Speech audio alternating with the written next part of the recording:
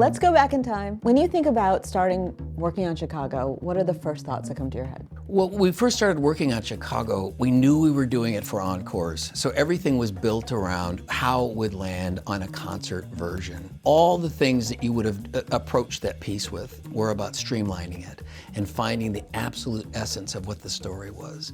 And that became the challenge and the delight of working on the piece. How do you describe the story if someone asks you? I always look at it as a story of what we will do in order to become celebrities in this world. And that's the story. That's been the story. I think that was the story when Maureen Dallas Watkins wrote it originally, when it was turned into early movies Based at the time. on true events, right? That's right. She was a reporter for the Chicago Trib in 25, 26. And she followed the stories of Beulah Anand and Belva Gertner. And these two women were arrested in jail for having killed their lovers in very much the same way they do in Chicago. And they became sensational because they were so beautiful. And she wrote the stories about it, and people loved the stories, and they followed it. And she quit the newspaper business. She went to drama school. She wrote this play, and the play called Chicago, and it became a hit. But from that point on, that play, that story just kept continuing to come back. And in movies, there was a Ginger Rogers movie. And finally, when it came up in the late 60s to do an adaptation of it, there it was still that same story about people who will do anything to become a celebrity. So there you are, you've got all of this source material. You have the play, you have the original work.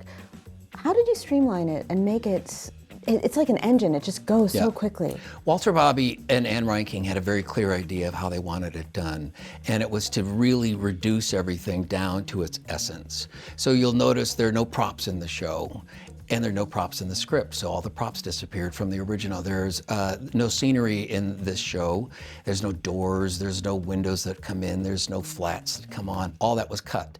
In fact, there was a scene at one point where there was a scene in the second act where there's a poker game being played with Mama Morton and some of the murderesses. Well, it would require a table and chairs and cards. Cut. So what we were doing was finding ways to get down to the essence of what the story was, and if a speech was in 3 sentences or 3 lines, could you do it in 1? Could you do it in 1 word? So it was all about taking it down to its absolute essence. And in a lot of ways, that's what the staging did as well.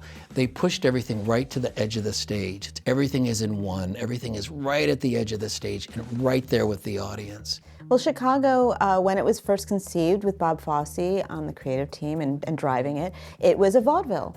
And I don't even know if audiences know what a vaudeville is now, but it still works. So tell me why that structure is so meaningful and works even today. Yeah, the vaudeville structure is really the root of a lot of the entertainment we have in the world today, including like Saturday Night Live. It's that idea of very short skits and vignettes and songs and dances. And you would have different stars doing them in different styles and different stars doing different music, and it was fun.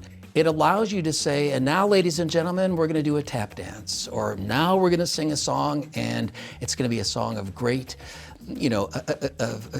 if anything that you wanted it to be. You can go anywhere. And that's the great thing about a vaudeville, and that's what became the engine to tell that story and have fun with it, and make it about, it being as outrageous as you needed it to be. You have a long, long partnership with Candor and Ebb. What's special about that for you, and how did that change you as a writer? The great thing about working with John and Fred was it's all about collaboration. So if you go into a room with them at any time, or continuing on with John, any idea is a good idea. It doesn't matter how crazy it is. There's no egos. You throw it into the mix. Everything is safe.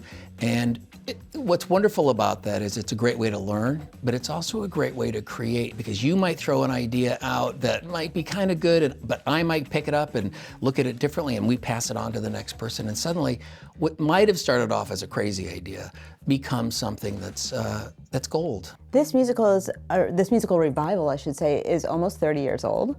Why do you think it still hits, it still endures? And as we said, it's based on something that happened 100 years ago.